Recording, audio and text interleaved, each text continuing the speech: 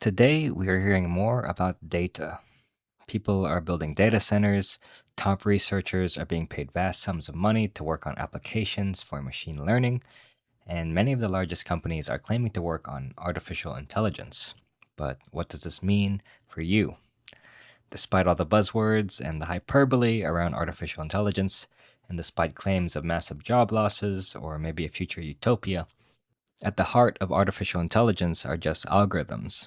These algorithms feed off of data. Sometimes we understand why the algorithms output what they do, and sometimes we don't. It depends.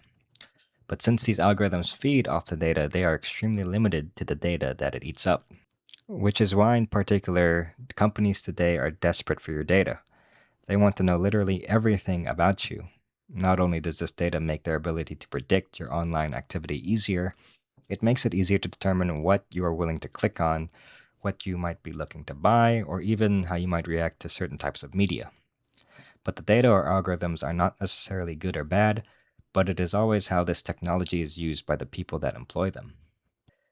Two different actors can utilize data in completely different ways that can yield different outcomes. At the end of the day, what matters is the person using the data. So, what does this mean, and should you even care about this? We are living in an extraordinary age. When you are scrolling through YouTube, Netflix, whatever your favorite streaming platform is, whether it's Instagram or Facebook, these companies massively use algorithms to predict what you are likely to want to see. If you're on Google Chrome, for example, you might look up dating apps, and you won't be surprised that on your next visit to YouTube, there are advertisements for dating Filipino women. And not surprisingly, these advertisements work.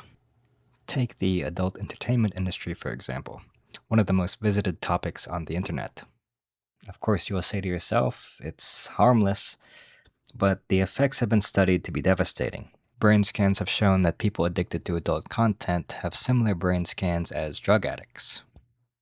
This discourages real work required to maintain a romantic relationship and replaces it with something more shallow. We all understand this, but our society may shrug it off as normal. Not only does adult content rewire the brain for short-term thinking, but the variety of content is so immense that it appeals to almost everyone. Not surprisingly, because physical intimacy is arguably the most powerful expression of human connection and love. This addiction is specifically appealing to people with unmet needs in the real world. When people look to adult content, they imagine themselves in those scenarios, living the scenarios out in their minds because unfortunately, the reality of their own lives is too difficult to face. If this were not bad enough, it's not difficult to imagine a world where adult content is directly advertised on platforms like Google and Facebook, directly taking advantage of the algorithms that work to predict what you are most likely to click on and buy, combining the world's most accurate and effective prediction algorithms with a perverse caricature of one of the most powerful expressions of human connection and love. The effects of such policies, if they were allowed, would undoubtedly change the culture of everyone living in such a society. The only way to stop it is to act against it and keep a watchful eye on the forces seeking to hijack our souls.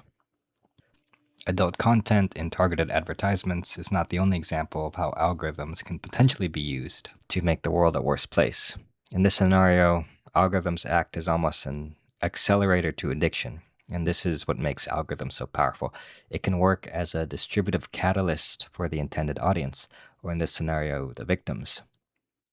In the same way, these algorithms can work as distributive catalysts for information and content for other things, whether good or bad. For example, people can now have billions of concepts, from plumbing to coding, explained to them in great detail. But also for worse things like AI-generated adult content or illicit deepfake material, or how to make bombs or hack into someone's phone. I won't even attempt to offer any solution to what, on a governmental level, what people should do to avoid bad actors from using this technology in malicious ways. But on an individual level, I can tell you that today in the United States, despite the individual's massive access to information and knowledge, we need to be even more vigilant of the work of our own hands and the effects that technology has on us and our loved ones.